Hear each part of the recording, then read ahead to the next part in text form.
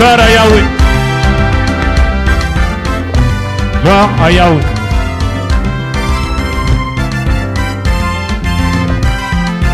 Alléluia. Amen. Je te louerai. Je te servirai. Répondez. Alléluia.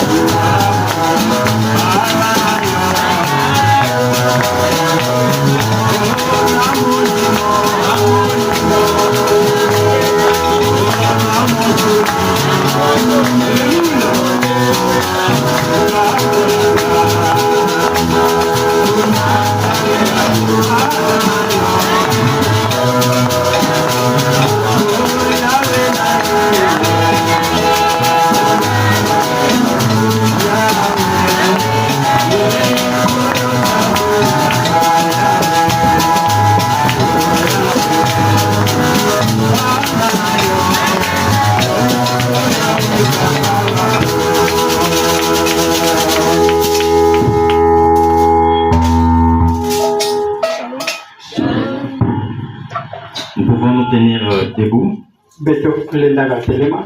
pour remettre le culte ce matin entre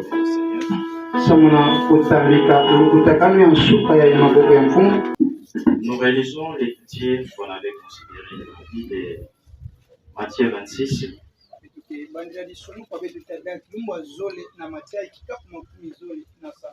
Où nous voyons le Seigneur Yeshua entre les mains des religieux, des principaux sacrificateurs.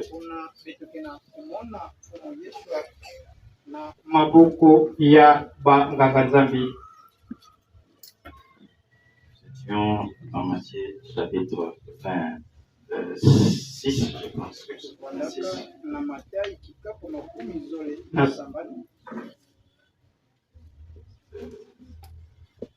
Le verset 57.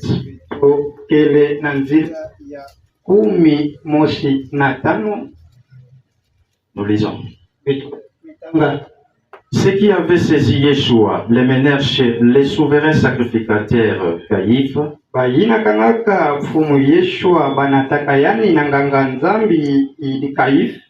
où les scribes et les anciens étaient ensemblés.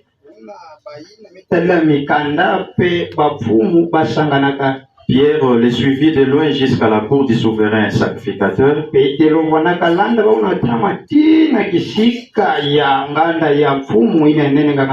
Il entra et s'assit avec le serviteur pour voir comment cela finirait. Le principal sacrificateur et tous les Sanhédrins cherchaient quelques faux témoignages contre Yeshua,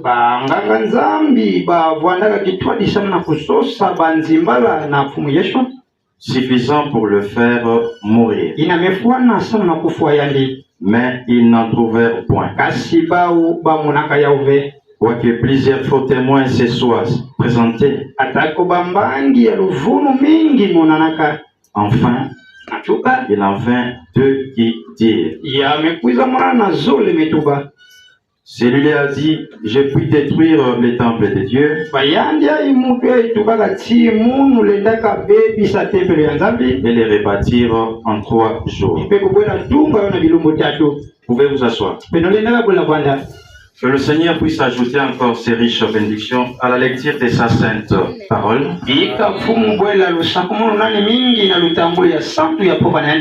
Nous sommes encore reconnaissants envers le Seigneur de nous avoir accordé encore le privilège d'être en vie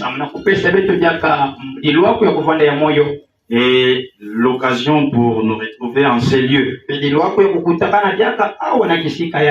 où nous avons la possibilité d'étudier sa parole pour notre préparation. Comme nous l'avons chanté au début, et nous devons lire tout. Là, c'est l'écriture. Et je pense que c'est là aussi que nous allons focaliser notre étude ce matin. Nous devons lire l'écriture pour que nous puissions être convaincus de ce que le Seigneur ou Elohim accomplit en notre temps. De cette manière-là, nous pourrons être convaincus et savoir faire un bon choix, comme nous l'avons vu le vendredi. Et nous poursuivons. Nous voyons que le Seigneur est livré entre les mains des religieux. Donc son sang est entre les mains des religieux. Nous venons de voir là qu'on l'a amené chez les souverains sacrificateurs. Puisque comme nous l'avions vu le dimanche passé, avant qu'il ne soit livré aux politiciens, au gouvernement, il était d'abord livré entre les mains des religieux et précisément les principaux sacrificateurs.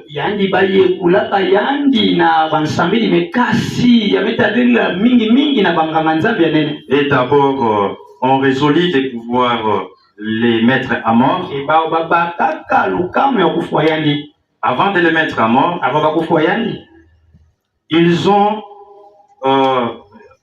ils l'ont méconnu, voilà. Ils n'ont pas reconnu ce qu'il était. Avant de le mettre à mort.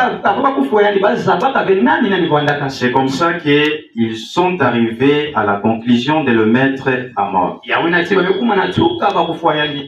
Nous voyons qu'on l'a amené chez les souverains sacrificateurs Caïphe,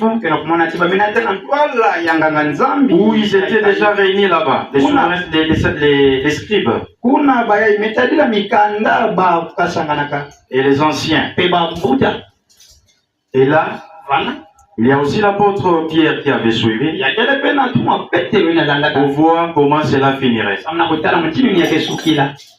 Alors les principaux sacrificateurs, ainsi que les Sanhédrins, ils cherchaient quelques faux témoignages contre Yeshua, suffisant pour les faire mourir. Si c'était possible à leur temps, et même puissent le mettre à mort, ils allaient le faire avant de l'amener chez les politiciens. Ouais, déjà ici, ils avaient vraiment tout, ils se sont vraiment résolus de le mettre à mort. Mais seulement ils n'en avaient pas la possibilité. Devaient s'associer à l'État. Et ils cherchèrent des faux témoignages contre Yeshua. Et pourtant, il y a eu des vrais témoignages. Des témoignages qui appuyaient le Seigneur Yeshua. Et c'est ce que nous voulons voir. Mais ils n'avaient pas tenu compte de ces témoignages. Parce que s'ils avaient tenu compte de ces témoignages, ils devaient croire et se ranger du côté du Seigneur Yeshua. Aujourd'hui, la parole que le Seigneur nous a envoyée, qu'Elohim a envoyée en ce temps, il a aussi donné beaucoup de témoignages. Pas de faux témoignages, mais des vrais témoignages qui sont là pour appuyer cette parole. Les gens qui tiennent compte de ces témoignages, en tout cas, ils doivent se ranger du côté de cette femme. Ils ne seront pas là à critiquer cela. Ils ne seront pas là à chercher à détruire même le vase qui porte cette femme. Et surtout que il n'y a pas seulement qu'une preuve ou un seul témoignage. Il vient appuyer la parole que nous avons. Il y en a beaucoup. Mais nous allons prendre quelques témoignages. Prenons le livre des gens au chapitre 5.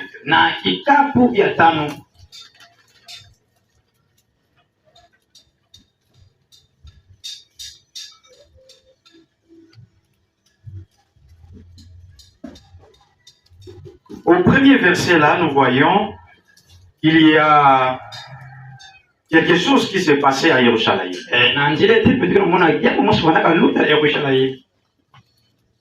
Il y avait un ange. Vous connaissez l'histoire. Il y avait un ange qui venait agiter l'eau. Et c'est lui qui s'est jeté le premier dans l'eau. Trouver la guérison. Peu importe ou quelle que soit ou quelque fille sa maladie.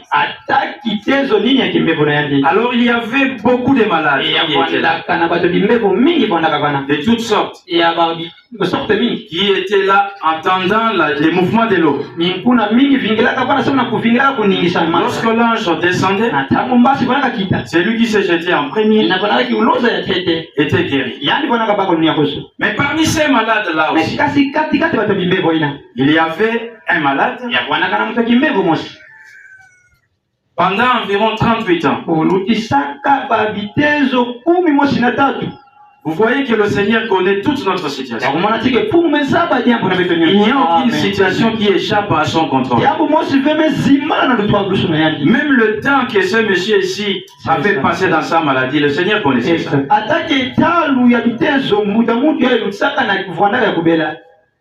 Et il s'est trouvé parmi les malades. Il était assis, ou plutôt il était par terre avec sa civière. Le Seigneur Yeshua étant monté à cette fête-là, à Jérusalem, il y avait beaucoup de malades. Mais le Seigneur Yeshua ne s'est pas intéressé à tous ces malades. Pourquoi? Parce que nous verrons aussi la réponse. Lui ne devait faire que ce qu'il voyait faire au Père. Même lorsque nous serons remplis du Saint-Esprit, il y aura un mouvement parmi les pères. Ce n'est pas tous les malades qui seront guéris. Non, non, non. C'est seulement ceux-là que le Seigneur a destiné pour être guéris. Il y avait beaucoup de malades. Même plus malades que ce monsieur. Le Seigneur Yeshua étant allé là-bas, il l'a vu. Il pose la question. Fait-il être guéri? Lui pensait peut-être que le Seigneur Yeshua était prêt à l'aider à se jeter dans l'eau. Il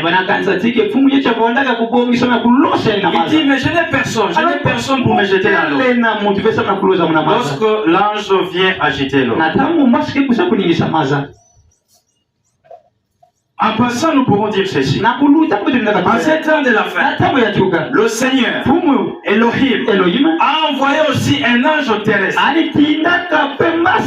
au nom de William Branham, qui est venu aussi agiter la parole, pour que c'est lui ou celle-là qui se jette en prière puisse trouver la guérison, de leur âme, en prenant la vraie parole, la vraie interprétation de la parole.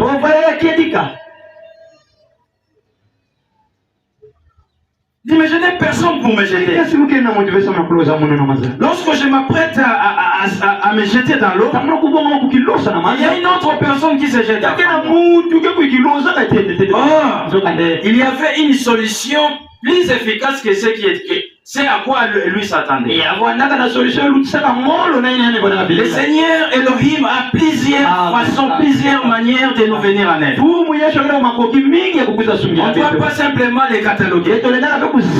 Et comme tout se passe par ici pour trouver la réussite, bon, si je vais passer par, je dois passer par ici pour trouver la réussite. Mais Elohim a plusieurs façons de nous venir en aide. Il peut utiliser n'importe quelle manière pour venir en aide. On peut même poser la question. Mais lui, comment il est arrivé à cet endroit? Mais lui, il n'a pas besoin de nous demander ou de demander la permission aux hommes. S'il veut agir en faveur de son âme.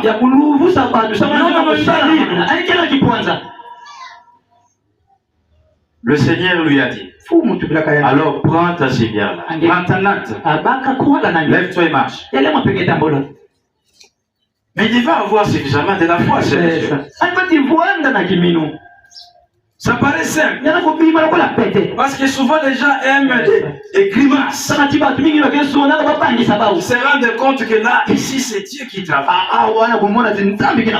Il faut qu'on prie pour lui. Et comme on le voit là, et les grenouilles sortent de lui.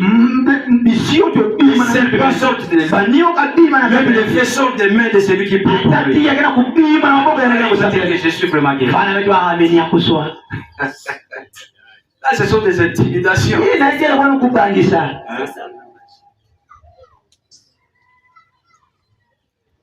Lève-toi, prends ta natte, lève-toi et marche. Il n'a fait qu'obéir à la parole. Il a pris sa natte et il s'est levé. Là, comment ça marche? Mais ça, c'est une bonne chose. Normalement, les gens devaient être très contents de cela. Les religieux devaient être contents. Quelqu'un qui était malade pendant 38 ans, il a trouvé la guérison. Vous êtes fâchés. Alors je peux dire que vous n'êtes pas les petits frères des diables, mais vous êtes les diables en personne. Vous verrez que le Seigneur a béni quelqu'un. De n'importe quelle manière. Mais oui, c'est fâché. Maintenant, tu fais quoi? Que les gens continuent à souffrir. Le Messie a pris sa natte et il a marché. Donc il était guéri. Instantanément. Alors, en marchant comme ça, il s'est croisé avec les religieux. Il lui pose la question. C'est au verset, je vois ici, 9. Aussitôt cet homme en fit guérir. Il prit son lit et marcha. C'était un jour de sabbat. Les Juifs, c'est religieux. Dites donc à celui qui avait été guéri, c'est le sabbat. Il n'était pas permis. Lui il dit ici que je n'y suis pour rien. Moi j'étais par terre. Mais le monsieur qui m'a guéri, il m'a dit de prendre mon lit et de marcher. Et il n'a fait qu'obéir. Alors maintenant, il lui demandait, qui est l'homme qui t'a dit prends ton lit et marche? Maintenant il cherche le monsieur en question. Mais celui qui avait été guéri ne savait pas qui c'était. Car Yeshua avait disparu de la foule. Qui était enseigné. Voyez le Seigneur Yeshua. Il n'aime pas faire des marketing comme ça. Mais si c'était l'homme naturellement était orgueilleux. Il allait lui-même se présenter.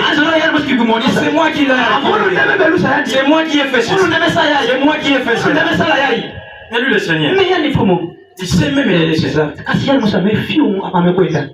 Ne cherchons pas toujours à attirer la gloire des hommes. Parce que si tu cherches toujours ça, il y aura un moment où les gens ne reconnaîtront pas ce que tu as fait. Tu vas te décourager. Mais il y a seulement d'abord une seule personne, un seul être de qui nous devons chercher l'approbation. C'est Elohim. Nous devons chercher d'abord à lui plaire. Si lui est content, c'est ça d'abord l'essentiel. Les autres, s'ils sont ses enfants, ils seront contents. Ah mais ça c'est le Seigneur qui l'a dit. Donc il y a d'autres choses qui nous arrivent aussi, après qu'on a péché. Mais c'est ce que nous venons de dire. C'est vrai. Donc nous devons aussi veiller sur nos pas. Ne pas marcher n'importe comment. Nous devons toujours chercher à marcher pour honorer la parole.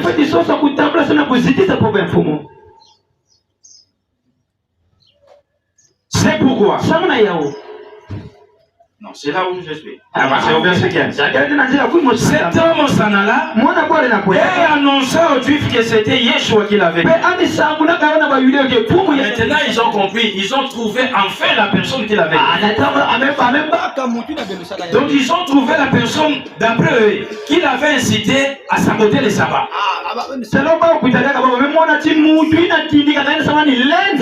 Au verset 16. C'est pourquoi les Juifs poursuivaient Yeshua parce qu'il faisait ces choses, ces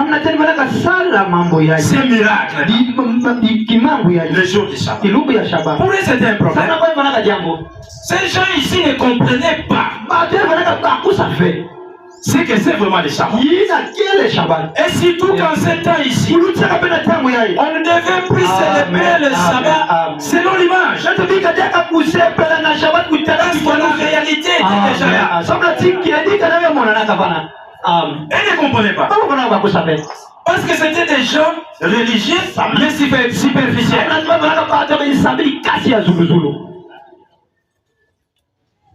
Mais dans l'autre livre, là, le Seigneur Yeshua leur a posé la question. Mais vous qui me dérangez là, vous qui m'attaquez là, lequel de vous, s'il voit son enfant, bien son âne là, tomber dans une fosse le jour du sabbat, il ne va pas le sortir. Donc vous voyez que le sabbat, il n'est pas permis de faire, il n'est pas interdit de faire le bien les jours du sabbat. C'est vrai. Là, c'est le premier motif qu'ils ont pris ici. Pour eux, cet homme-là devait rester malade les jours du sabbat. C'est triste. Et qui se comporte comme ça? Ce sont des religieux.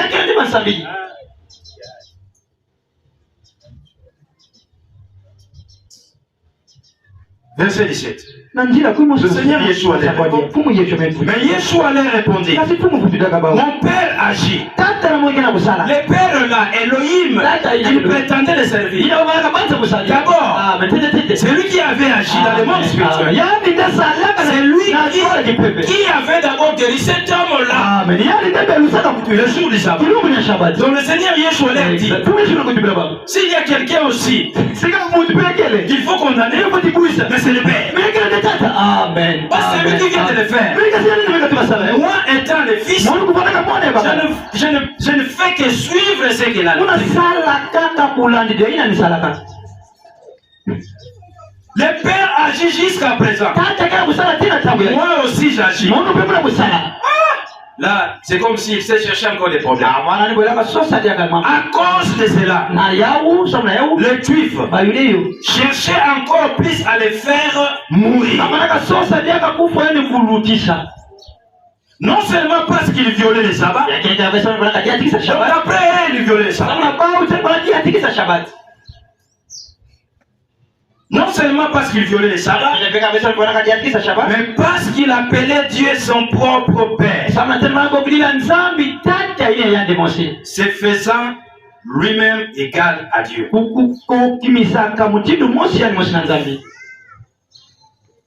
Donc la manière dont le Seigneur Yeshua appelait Dieu son propre Père, les Juifs avaient compris que celui-ci Il s'égale à Dieu. Il s'est fait lui-même. Pour eux, c'était encore la deuxième fois. Mais au lieu qu'il puisse vraiment chercher à comprendre les choses, comme nous l'avons lu là, comme nous l'avons chanté, il devait étudier tout avant d'agir. Yeshua a repris donc la parole. En vérité, je vous le dis. Le Fils ne peut rien faire de lui-même. Il ne fait que ce qu'il voit faire au Père. Et tout ce que le Père fait, le Fils aussi le fait pareillement. Donc s'il y a quelqu'un à condamner, c'est le Père. Vous voyez ici, comme je le disais, il y avait beaucoup de malades. Mais ce n'est pas tous les malades que le Seigneur est avec. Pourquoi? Parce que lui, il devait faire ce qu'il voyait faire au Père.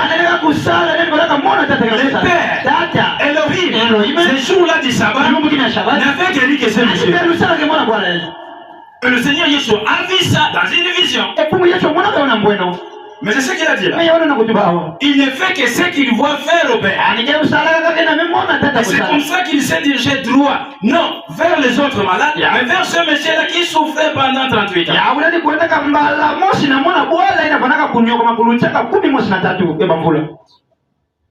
Il dit car le Père aime le Fils. Voilà. Et lui montre tout ce qu'il fait. Ah mais c'est comment? C'est dans la vision. Et lui montrera des œuvres plus grandes que celles-ci. Afin que vous soyez dans l'étonnement.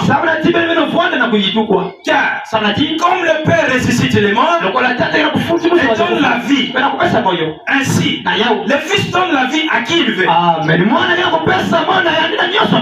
Ici il parle encore, il ajoute encore, il augmente encore la dimension.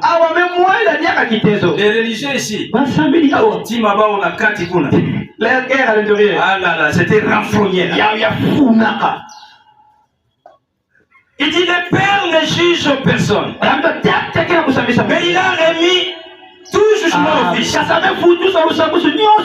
Non seulement la vie, mais aussi le jugement encore. Je ne sais pas comment ces gens-là se sentaient à l'intérieur. Comme aujourd'hui, lorsque l'Église du Seigneur présente la parole, la vérité, et vous ne savez pas d'autres là comment ils se sentent.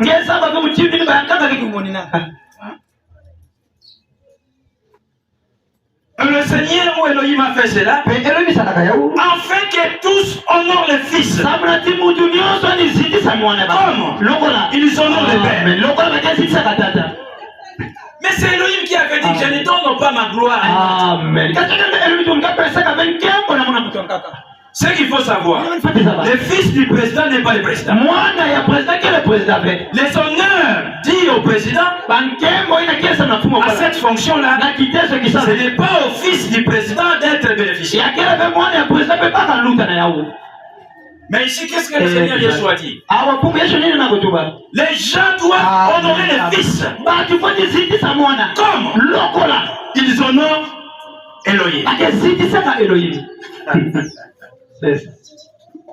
Ah donc le Seigneur Elohim a donné sa gloire à un autre. Et là accepté. Et puis d'autres personnes disent, mais il faut nous montrer clairement là où le Seigneur Yeshua dit que je suis Elohim. Mais quand mon Dieu de la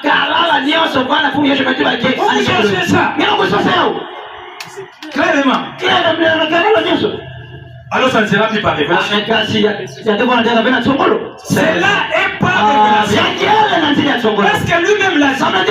Matthieu 11. Personne ne connaît le Fils, si ce n'est le Père. Personne non plus ne connaît le Père, si ce n'est le Fils. Et à qui le Fils veut les révéler. Pour que vous sachiez son identité, vous êtes obligé de recevoir la révélation. Alors s'il y a nécessité de la révélation, c'est que ça ne doit pas être clairement. Ah mais c'est ça. Non, cherchez-moi là où il a dit que je suis Dieu le Créateur. Mais qui peut parler comme ça? On doit l'honorer comme on honore Elohim.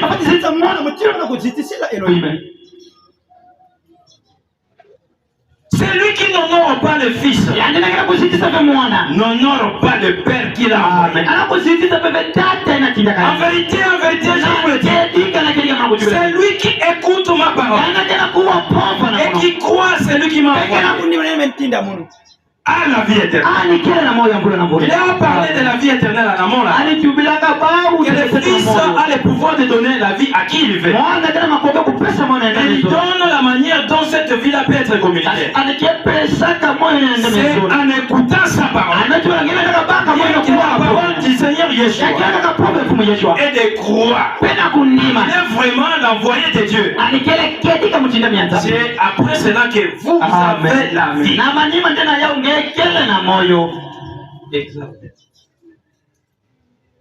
Non seulement cela, et il ne vient point en jugement. Donc même le jugement dont il a parlé en amont, il faut l'écouter. Il faut écouter ses paroles pour que vous ne passiez plus au jugement. Il ajoute encore, mais il est passé de la mort à la vie. Donc il est ressuscité. Vous voyez que ceux-là qui n'ont pas la possibilité d'écouter les paroles du Seigneur, les vraies paroles, ce sont des gens qui sont dans la mort. Même s'ils marchent comme ça, ce sont des morts vivants. Charnellement ils vivent, mais spirituellement ce sont des morts. Pourquoi? Parce qu'ils n'ont pas en eux les paroles du Seigneur. Amen. Mais il est passé de la mort à la vie. Donc il est ressuscité. Et il ajoute encore, en vérité, je vous le dis, l'heure vient, et elle est déjà venue, où les morts entendront la voix du Fils. Et ceux qui l'auront entendu vivront. Et ça, c'est... Il explique encore la résurrection dont il vient de parler.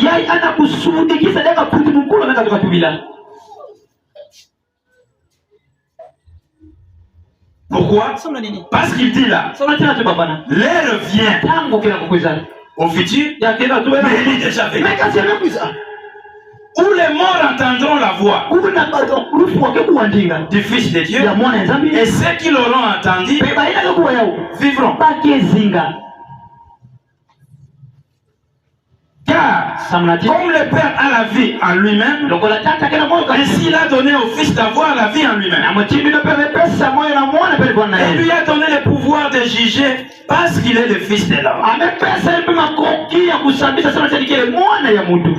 Ne vous étonnez pas de cela, car l'heure vient. Ça c'est maintenant une autre résurrection, où tous ceux qui sont dans le sépulcre, ça c'est maintenant un rapport avec le jugement. C'est ce qu'il vient de dire là. Tous ceux qui sont dans les sépulcres entendront sa voix et en sortiront. Ceux qui auront fait le bien résisteront pour la vie, mais ceux qui auront fait le mal résisteront pour le jugement.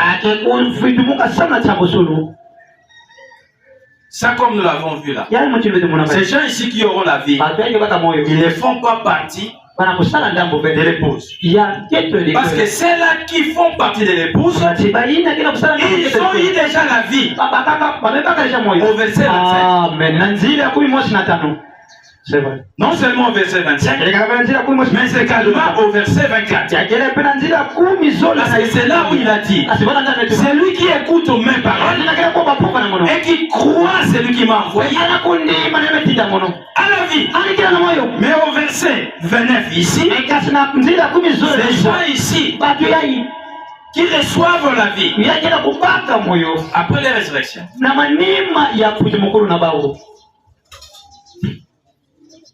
Maintenant qu'ils ont écouté ça, le Seigneur Yeshua fait donner des témoins. Comme nous l'avons dit dans Matthieu 26, derrière à côté, chercher des faux témoins qui doivent donner des faux témoignages pour les aider à les faire mourir. Mais pourtant, il y avait des vrais témoins. Il y a eu des vrais témoignages qui identifiaient ou qui prouvaient ce qu'est le Seigneur Yeshua. Mais ils devaient écouter ces témoins. Mais ils ne l'ont pas écouté. Ils ne les ont pas plutôt écoutés. Or la Bible dit que cela soit dans Nombre, que cela soit dans Deutéronome, que toute affaire soit réglée sur la déposition de 2 ou de 3 témoins. Et le Seigneur Yeshua va se conformer à cette règle-là. Ici, il ne va pas donner seulement un seul témoin, mais il va donner plus de témoins, beaucoup de témoins. Prenons les premiers.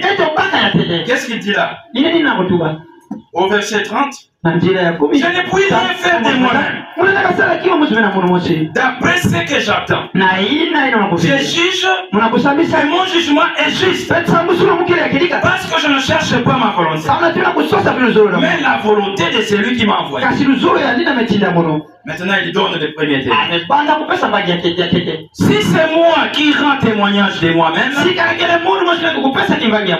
mon témoignage n'est pas vrai. Mais dans cette version ici, c'est Louis II, il y a quelque chose de flou.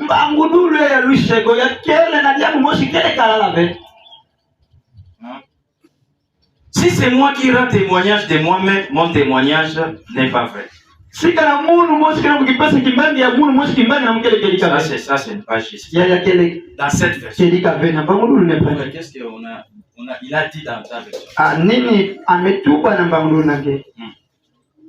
Bien sûr, si j'étais seul à témoigner à ma faveur, mon témoignage ne serait pas valable. Qui a vu la différence entre ma version ici de Louis II et la version Seigneur vient de dire? Notre frère Kieko. Parce que dans la version que oui.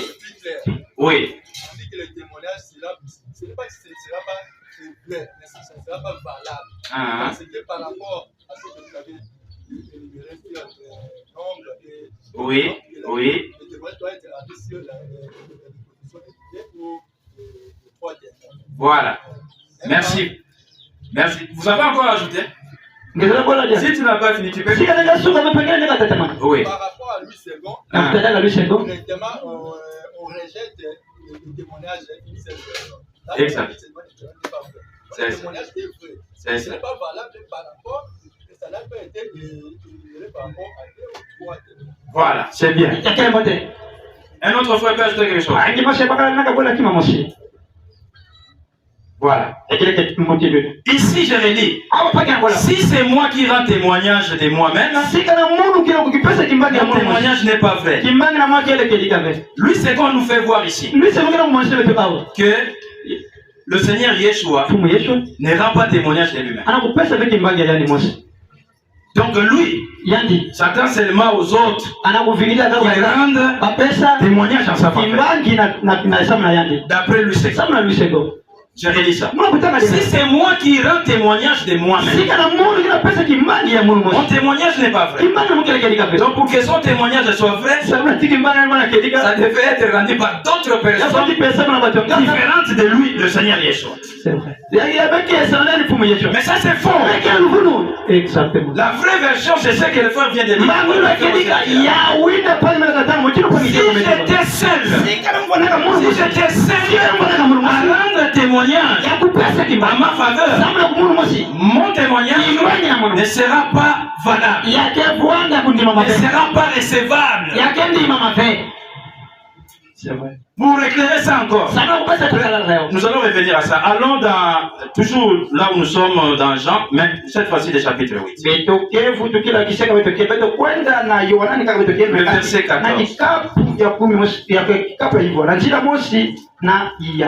Vous allez voir ici que Louis II se contredit encore. C'est comme ça, on ne doit pas lire la Bible dans ses cramponnants seulement un seul verset. Donc, ce que vous lisez là s'harmonise de la Genèse à l'Apocalypse. C'est à ce moment-là que vous avez dans l'interprétation de l'homme vraiment la parole. Écoutez ce que Louis II dit. Lui qui refuse que le Seigneur Yeshua rende le témoignage de lui-même là. Mais écoutez ce qu'il dit. Yeshua a répondu au verset 14 du chapitre 8. Toujours acquitté par le même juif là. Les religieux là. Maintenant il a répondu. Quoi que je rende témoignage de moi-même, mon témoignage est vrai. Donc vous voyez ici, le Seigneur Yeshua, d'après lui c'est comme a accepté. Il rend témoignage de vrai.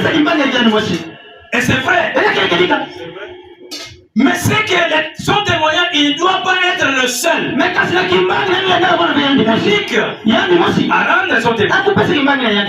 Mais il faut qu'il y ait aussi d'autres témoins qui doivent s'ajouter à son témoignage pour que son témoignage soit valable, pour que son témoignage soit recevable, pour obéir à la parole qui était déjà annoncée. Et toute l'affaire soit réglé sur la déposition de 2 ou de 3 témoins. Vous voyez que ça continue jusqu'à la Matthieu 18. Avant que quelqu'un ne soit déclaré païen publicain, il faut suivre cette règle. Vous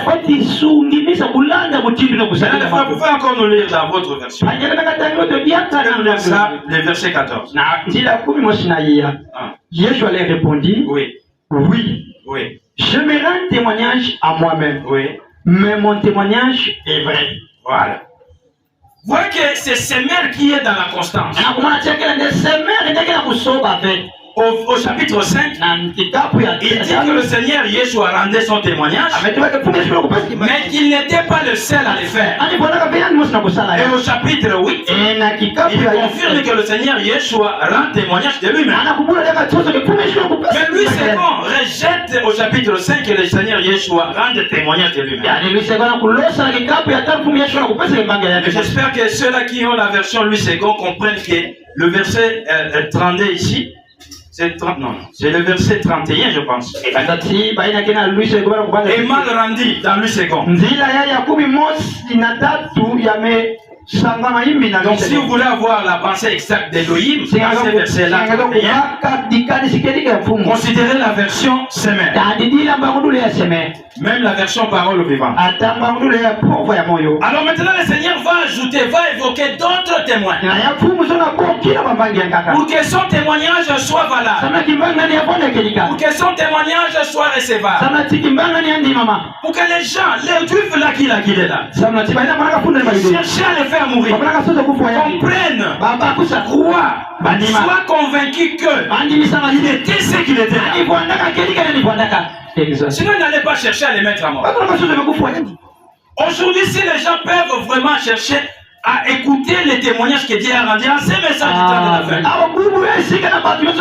ils ne vont pas critiquer cela. Ils cherchent à détruire les vases dans lesquels se trouve cette parole.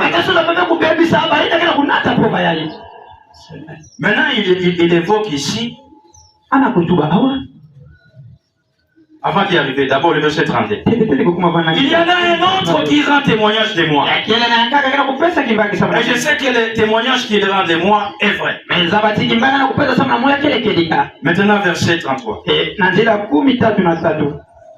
Un autre témoin. En plus du Seigneur Yeshua, donc c'est le deuxième. Vous avez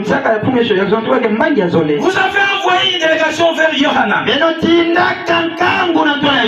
il a rendu témoignage à la vérité. Il n'avait pas menti. Yohanan n'a fait aucun miracle. Mais tout ce qu'il a dit était vrai. Le Seigneur Yeshua a dit, il était plus qu'un prophète.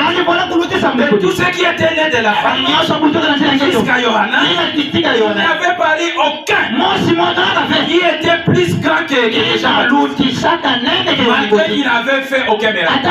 Et aujourd'hui, les gens, pour connaître celui-ci est un vrai serviteur de Dieu ou bien un grand serviteur de Dieu, il est dans le miracle. On connaît telle personne, mais le Seigneur Yeshua, il voit la grandeur des gens par rapport à ce qu'il a dit. La vérité, la parole, son témoignage était vrai. Il dit, pour moi ce n'est pas d'un homme que je reçois les témoignages. Mais si je dis ceci, si j'évoque encore d'autres témoignages, c'est afin que vous soyez sauvés. Jean était la lampe qui brille et qui luit. Et vous avez voulu vous réjouir une heure à sa lumière. Le premier témoin. Nous en avons déjà deux. Le Seigneur Yeshua et Yohanan. Le troisième témoin. Verset 36. Moi j'ai un témoignage plus grand que celui de Jean. Car les œuvres que le Père m'a donné d'accomplir, c'est qu'il venait de faire. Il a guéri cet homme-là. Mais c'était aussi un témoignage. Ces œuvres même que je fais témoignent de moi que c'est le Père qui m'a envoyé. Là c'est le troisième témoin. Quatrième. Et le Père qui m'a envoyé a rendu lui-même témoignage de moi. Vous n'avez jamais entendu sa voix. Vous n'avez point vu sa face. Et sa parole ne demeure point en vous.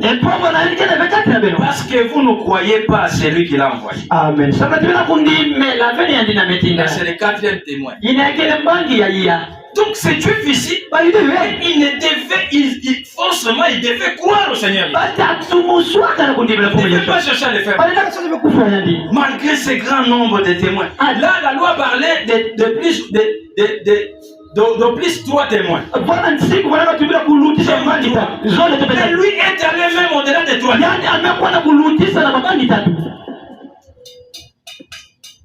Et enfin, le 5e témoin. C'est là qu'il rejoint aussi les cantiques que nous avons chantés. Nous devons tous les ne rien rejeter. Et ça, le Seigneur Yeshua aussi a évoqué ça comme étant l'un des témoins. Dans ce que nous énumérons, c'est le 5e. Le premier, c'est le Seigneur Yeshua. Le deuxième, c'est Jean. Le troisième, ce sont les œuvres. Le quatrième, c'est le Père. Le 5e, c'est les Saintes Écritures. Il dit, vous sondez les Écritures. Lire, ce n'est pas un problème. Examiner, ce n'est pas un problème. D'ailleurs, pour les croyants des Bérets, et avait des sentiments plus nobles que ceux des Thessaloniens. Acte 17:11. Et écoutez l'apôtre Paul, ainsi que son compagnon, avec beaucoup d'impression. Mais ils ne s'arrêtaient pas là-bas. Mais ils examinaient chaque jour. Pourquoi? Si c'est que l'apôtre Paul et son collègue là leur disaient était exact. C'est un bon sentiment. Ya kele ba pule mode. Un noble. Ya mode. Ici. Awa. Ces juifs ici. Ba yude yayi. Aussi le faisaient. Abona ka sala ope. Ils sondaient. Abona ka Mais ils fiomina. n'avaient pas vraiment une bonne attitude. Ka ko naka na kikadu la mode fe. C'est ça le problème. Ya una ndani yangu. Quand on fait un débat avec quelqu'un, Nataka kusala kubenda na mtu. vous donnez un verset Bila bien. kupesa sono. Oui, au lieu d'écouter, Ya ndo lelo kuwa ya. pour comprendre d'abord. Anakuba ko Et satele. il cherche encore un autre verset. Anakusote kama kilisoni kwa Mais dans kaka. quelle intention? Na anapenda nini? Pas pour appuyer sur les titres. C'est comme si ce que vous venez de lui dire là, c'est un passage de Makongo. Comme la Bible, l'auteur c'est Elohim lui. Il ne peut pas se contredire. Les critiques qu'on vous a dit, reconnaissez d'abord. Si cela est gardé dans son contexte, c'est la parole d'Elohim. Ensuite, si vous voulez appuyer ça, cherchez une autre écriture. Lire l'écriture, ce n'est pas important. Mais il faut avoir une attitude bonne pour comprendre ce que vous voulez lire. Et il faut que le Seigneur vous fasse aussi pour comprendre. Puisque vous pouvez lire et sans comprendre. Comme c'est false, il lisait, il sondait, mais sans comprendre. Ici, ce n'est pas que le Seigneur leur dit d'aller sonder. Mais il confirme qu'il sonde les Écritures. Ils sondent ça. Mais au lieu de faire exactement ce qu'ils ont lu là dans les Écritures, ils font le contraire. Vous sondez les Écritures parce que vous pensez avoir en elle la vie éternelle. Ce sont ces Écritures-là que vous sondez, que vous examinez, mais qui rendent témoignage de moi. Donc le Seigneur Yeshua évoque encore ici les Écritures comme étant son 5e témoin. Donc ces juifs ici n'avaient pas vraiment droit de les rejeter. Et vous ne voulez pas venir à moi pour avoir la vie. Parce que quand vous lisez les Écritures, ces Écritures-là doivent vous orienter vers le Seigneur Yeshua, qui était l'accomplissement de ces Écritures-là.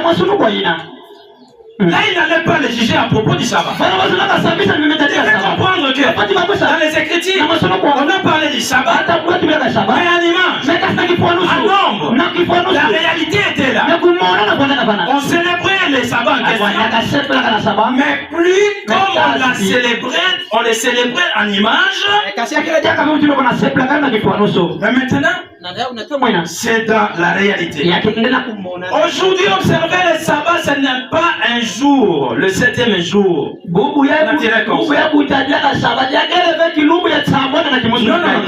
C'est de croire au Seigneur. Nous allons en parler en profondeur. Alors, toutes ces écritures-là, ne devaient les orienter que vers le Seigneur Yeshua. Nous avons lu, nous avons chanté plutôt. Ok. Prenez tout, lisez et croyez cela. Si aujourd'hui les gens lisent la Bible, ils n'auront pas à condamner le message. Parce que le message que nous avons ici est prouvé dans la Bible. D'un bout à l'autre. Il dit, mais je sais que vous n'avez pas en vous l'amour de Dieu. Je suis venu au nom de mon Père. Ça veut dire quoi? Qu'est-ce qu'on a? Verset 43. Oui. Je suis venu au nom de mon Père et vous ne me recevez pas. Si un autre vient en son propre nom, vous le recevez. Voilà. On comprend quoi là-bas? Cette version-là ici, Louis II et SML, bon, ils n'ont pas éclairci ça. La vraie version dit ceci: je suis venu en représentant de mon Père. Donc tout ce il ne fait qu'en fait confirmer, soutenir ce qu'il a dit déjà, ce que nous avons. Et le Fils ne faisait que ce qu'il voyait faire au Père. Donc il était venu un représentant ou oui, un représentant de son père. Voilà, c'est le représentant lui-même. Comment pouvez-vous croire? Vous qui tirez gloire les uns des autres et qui ne cherchez point la gloire qui vient de Dieu. Ne pensez pas que moi je vous accuserai devant les pères. C'est lui qui vous accuse.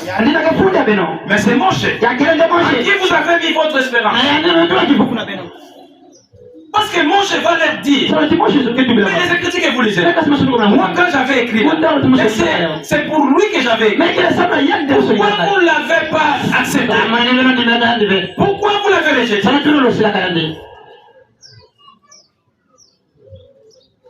Même aujourd'hui, au jour du jugement, les prophètes du Branham, mais il va témoigner, il va accuser ces soi-disant croyants du message. Il s'acharne contre le mariage et divorce, contre la polygamie. Mais il va leur dire. Mais vous n'avez pas suivi l'évolution de mon ministère. Que j'ai évolué dans mon ministère. Il y a eu un temps où la parole a été ouverte. La Bible était devenue nouvelle. Et là j'ai enseigné même tout un serment. Intitulé mariage et divorce. Revêtu du sceau. Ainsi dit le Seigneur. Amen. Amen. Amen. Amen. Mais c'est plutôt l'enseignement qui est beaucoup la fouille. C'est la montre qui ne croit pas au frère Branham. C'est vrai. Parce que nous croyons tout. L'autre a dit que nous suivons le frère Branham avec les mains. Fou! Nous croyons tout. Nous croyons tout ce qu'il prononce, ce qu'il dit de la part du Seigneur. Il concorde avec la Bible. L'autre avait dit pour montrer que lui aime beaucoup frère Branham. Moi je crois même ça tout. Il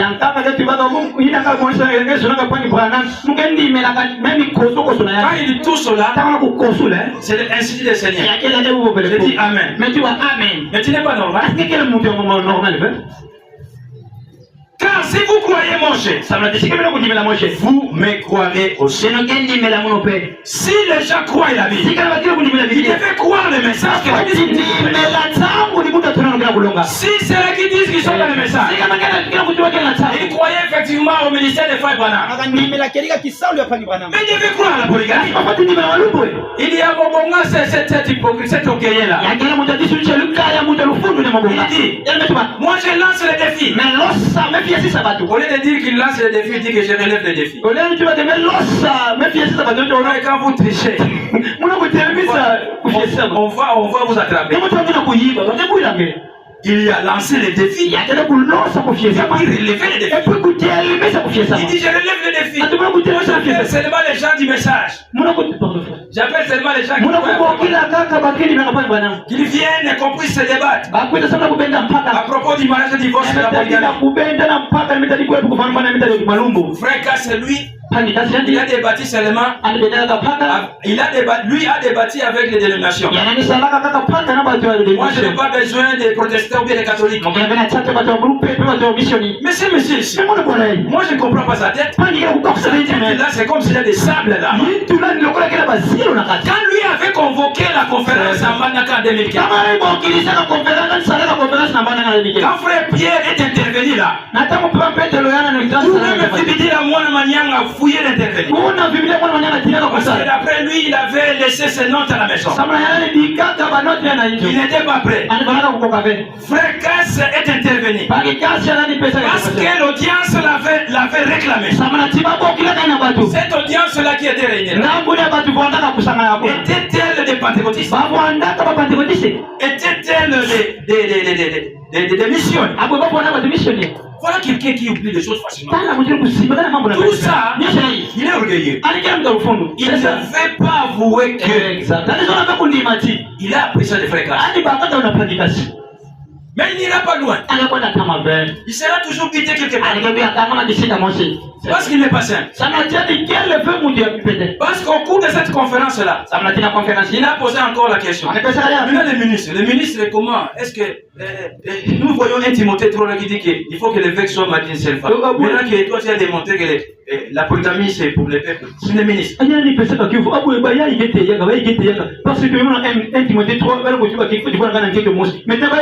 Est-ce que s'il avait la révélation de ça, il allait poser la question? Mais les ministres ont fait quoi? Les ministres vivent en dehors de la deuxième alliance. Et Timothée 3 là se trouve dans la deuxième alliance.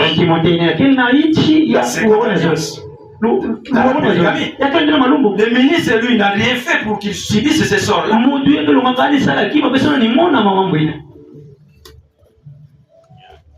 Et puis, les premiers débats par rapport au mariage divorce étaient faits avec qui? À cette époque-là, c'était avec Baruch. C'est vrai. Lui était catholique. Quoi qu'à cette époque-là, il s'était associé aussi aux catholiques. Mais d'où vient qu'il doit dire que Frère Kass a fait avec les dénominations? Moi maintenant je m'occupe de ce message. Quand Frère Kass a parlé avec Evan de Franck, Evan de Franck était les dénominations. Quand il a parlé avec les enfants biologiques de Frère Branham, ce sont les pentecôtistes. Voilà la folie. Mais on ne falsifie pas l'histoire. On dit souvent que les paroles s'envolent et les écrits restent. Dans notre temps ici, il y a les images et les paroles qui restent. Tout ce que je viens de citer là, il y en a sur les images. Vous pouvez chercher ça à l'internet, vous verrez ça. Vous verrez les débats contre les Baruch. Vous verrez cette conférence là en bas. Vous verrez la controverse avec Evan de Franck. Vous allez voir aussi l'entretien avec les enfants des frères Branham. Et surtout à cette époque-là, c'était les diacres qui étaient restés pasteurs là. Et qui est décédé. Donc il ne doit pas mentir aux gens. Le frère Kass s'est occupé seulement des dénominations. Et moi je vais m'occuper de cette message. Frère Kass s'est occupé de tous. Dénomination ou pas, du message ou pas. Même les musulmans qui s'arrêtent à 4. Mais il a fait montre. Et d'après la Bible ici, l'homme jusqu'aujourd'hui peut avoir même 1000 femmes. Comme les musulmans. Il ne doit pas mentir comme ça. Alors, le message que nous avons ici a aussi des témoins. Nous avons beaucoup de témoins. Nous allons citer deux ici. D'abord en rapport avec le mariage divorce. Ensuite avec les sceaux. Que vous voyez que les gens n'ont pas raison. Rejeter le message que nous avons. Et même aussi, nous allons les voir. Ces juifs-là n'avaient pas raison de rejeter le Seigneur et de chercher à les faire mourir. Parce qu'il y a eu des témoins. Le Seigneur a cité 5 témoins, 4 témoins en plus de lui-même, pour soutenir ce qu'il était. Et dans le message que nous avons, il y a aussi beaucoup de témoins qui appuient, qui soutiennent le message que nous avons. Alors on n'a pas raison de rejeter ça. Vous qui êtes ici, frères et sœurs, vous n'avez pas raison de rejeter ça. Si vous avez souci de votre vie, de votre âme, vous devez qu'accepter cette vie pour votre vie. Dans le mariage de divorce, qu'est-ce qu'il dit, frère Branham? Au paragraphe 38. Le dernier témoin que le Seigneur avait cité, c'était les Écritures. Le frère Branham nous montre aussi comment considérer les Écritures. Quand on lit ça, maintenant écoutez attentivement. Vous, sœurs, même le sœur ici, écoutez attentivement. Si vous écoutez attentivement, vous n'allez pas combattre le mariage. Vous n'allez pas combattre la polygamie. Ce n'est pas l'enseignement de frère Cass. Et encore moi, de frère Gabriel. Voyez ici que je suis en train de lire. Comme nous avons vu, on rejetait la responsabilité. Quand on a demandé à cet homme-là, mais pourquoi tu marches comme ça? Tu as apporté ton lit là. La personne qui m'a demandé de marcher, de prendre mon lit, il fait comme on est allé à Yeshua. Le fils ne fait que ce qu'il va faire. Nous aussi. C'est que nous. Je ne fais que dire. Et frère Bonham dit, c'est le Seigneur qui dit. Alors si vous voulez vous fâcher, cherchez à voir l'égoïsme. Cherchez là où il a dit. Va te débattre. C'est ça. Maintenant écoutez attentivement vous. Sœurs, n'allez pas vous lever. Vous ferez ma veille. Même pas en colère. Il y avait une sœur qui a laissé aussi l'église comme ça. Vous savez pas un prédicateur qu'est-ce qu'il a fait prêcher là-bas? Il était aussi dans la polygamie. Très fâché. Elle claque la porte, elle sort, les diacres la suivent, elle ne veut pas les écouter et elle a abandonné son mari. Qu'est-ce qu'il y a? Il y a des prédicateurs qui viennent de plus. C'est un prédicateur de passage. En plus, c'est pas lui l'évêque général. Mais toi tu te fâches pourquoi? Et puis tu abandonnes l'église.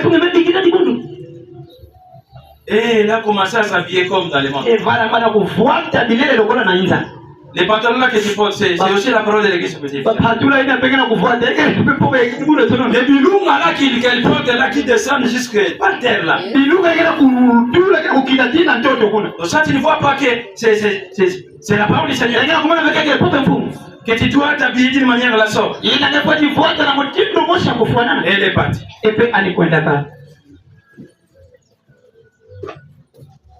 Elle s'est remariée aussi. Mais la Bible dit quoi? La femme mariée, elle est liée à la loi à son mari. Aussi longtemps que ce mari-là est en vie. Cette parole-là, c'est dans Romains 7. C'est dans 1 Corinthiens 7. Maintenant, toi, tu te fâches contre l'église. C'est qui avait écrit ça.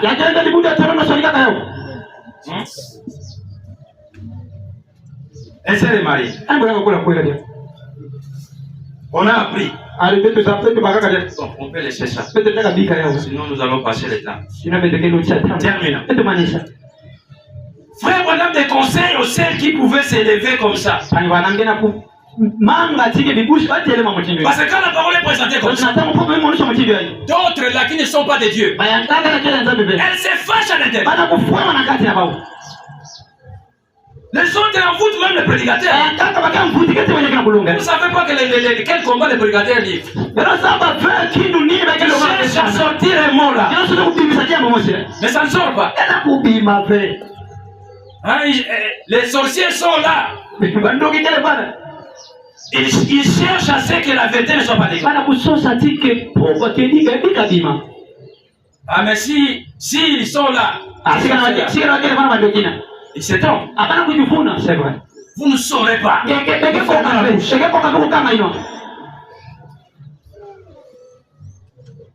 Restez tranquille. Un petit moment. Frère, faites la même chose. On voit aussi un homme qui se fâche contre la polygamie. Vous savez comment il est. Je ne sais pas comment il est.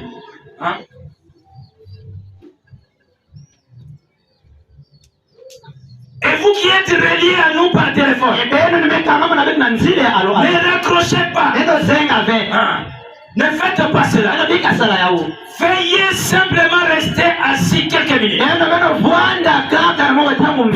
Jusqu'à ce que ce soit terminé. Écoutez attentivement. Si vous n'êtes pas d'accord, Tu n'acceptes pas ça. Non, ça ce n'est pas la parole. Comme ces gens-là, tu n'es pas le Messie. Toi, Yeshua ici, tu es né dans la famille de Joseph. Hein? Vous n'êtes pas d'accord? Parmi les témoignages ou les témoins que le Seigneur a cités là, il a cité les Écritures. Et frère Branham dit, si vous n'êtes pas d'accord, prenez le passage de l'Écriture que je vais utiliser. Il insiste que je vais utiliser. Parce que vous jugez vous. Pas d'abord ce que lui a cherché au sujet du mariage de divorce. Étudiez-la. Comme dit ici. Étudiez-les. Les sœurs, vous pouvez étudier ça à la maison.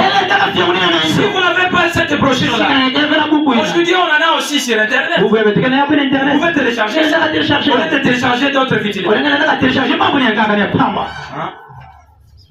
Étudiez ça vous-même. Étudiez ça vous-même.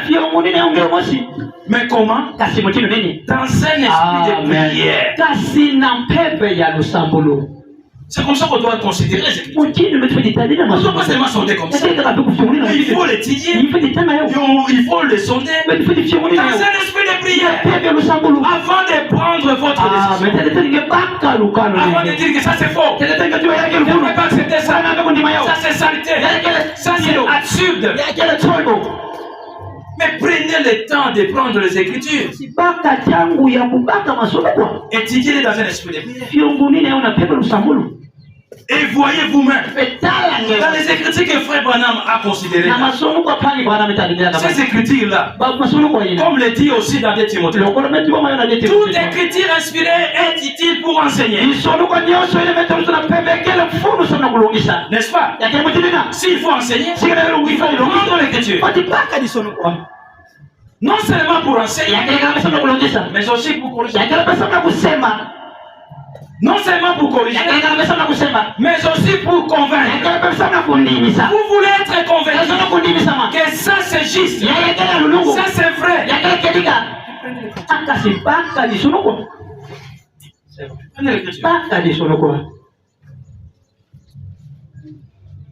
Et ça c'est en rapport avec le mariage qu'il a donné.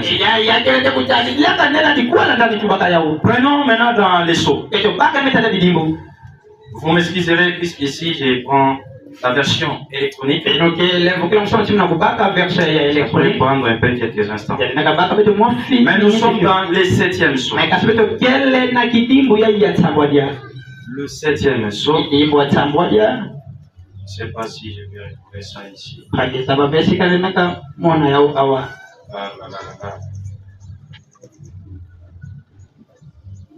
Voilà. C'est encore parti. C'est encore parti. Mais nous avons ça par cœur. On peut citer ça. On peut vérifier ça dans les paragraphes 401. 7e sceau. Et les paragraphes 411. Là, Frère Branham aussi, il est en train de citer les témoins. Il cite la vision. La vision qu'il avait eue de la visite de Satan. Il cite l'histoire. Il cite la parole aussi. Il cite le sage de l'église. Lis les 3 thèmes. Il dit que tous ces témoins-là, c'est concorde. S'harmonise et certifie que l'interprétation qu'il a donnée sur les sceaux était venue de Dieu. C'est Dieu qui l'a fait. C'est pas comme ces prédicateurs-là. Il disait que Frère Branham mais tu ne veux pas le suivre. C'est lui qui a été établi comme conducteur. C'est pas toi. C'est lui qui a été établi comme conducteur. On ne peut que le suivre. Et Frère Branham l'a dit encore là. Mais quand je vais vous dire dire ce que je vous dis ici. Quand ça sera mis sur le banc, il dit et c'est fait. Vous qui avez écouté ça, ne dites pas. Vous l'avez même prophétisé. Frère Branham cherche à se mettre en avant. Il veut se faire quelqu'un. Il dit que c'est faux. Ce n'est pas que j'essaie de me faire quelqu'un. Je vous dis seulement ce que je veux. Et qu'est-ce qu'il a fait dire là? Qu'il n'a pas réussi à déchiffrer ce que les sept honneurs étaient. Cela a été passé en toute vitesse. Mais les gens ne veulent pas l'accepter. Oh non, ils connaissaient ça. Oh non, il connaissait la révélation de cette Frère Branham n'a pas réussi ça. Il espérait avoir ça, mais il n'a pas réussi ça. Donc vous voyez que le message que nous avons les témoins. Même en mariage de divorce, il nous a montré comment considérer les Écritures dans un esprit de prière. Et là aussi, il a cité, il a donné aussi les témoignages. Il a cité même la nature. Il dit ce qu'il faut savoir.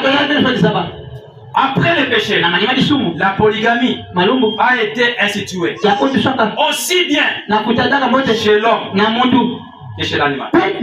Il donne encore les témoins comme étant les animaux. Il dit un thème avec tout un harem d'Éden. Qui peut contester ça?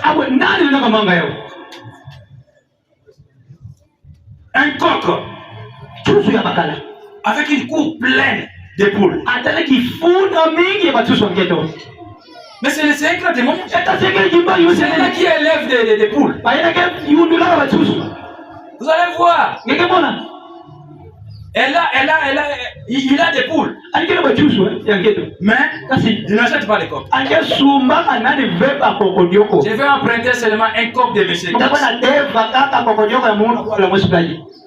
la nature, tu appliques ça. Mais c'est un témoignage. Vous n'allez pas accepter ça. Il dit un taureau avec beaucoup de vaches. Si on fait le contraire, on met 5 taureaux. Ça, c'est la nature. Cela faut mourir. Elles vont mourir. Ça, c'est la nature. Frère Branham a commencé d'abord à citer ça. Pour que les gens comprennent. Après, il est allé maintenant aux hommes. Mais regardez David. David là, il y a environ 500. Salomon, son fils, il y a environ 1000. Et ça, on peut lire ça dans la Bible. Des témoins qu'il a cités. Vous voyez que les témoins sont multiples aussi en faveur du message que nous avons. Donc les gens n'ont pas raison de refuser ce message. Ils n'ont pas raison de critiquer ce message. Ils n'ont pas raison de chercher à détruire les vases dans lesquels se trouve ce message. Parce qu'il y a une foule de témoins qui soutiennent ça. Et nous avons par-dessus tout là les Saintes Écritures. Et les gens sondent les Écritures, examinent les Écritures pour voir ce que l'Église du Seigneur enseigne, si c'est conforme à la parole. Ils disent ce temps-là. Mais seulement, ils le fassent avec l'esprit de prière. Avant de prononcer n'importe quelle parole, ce n'est qu'après cela que l'on peut faire un bon choix. Si vous êtes aussi destiné à la vie, que le Seigneur vous bénisse. Nous arrêtons par là.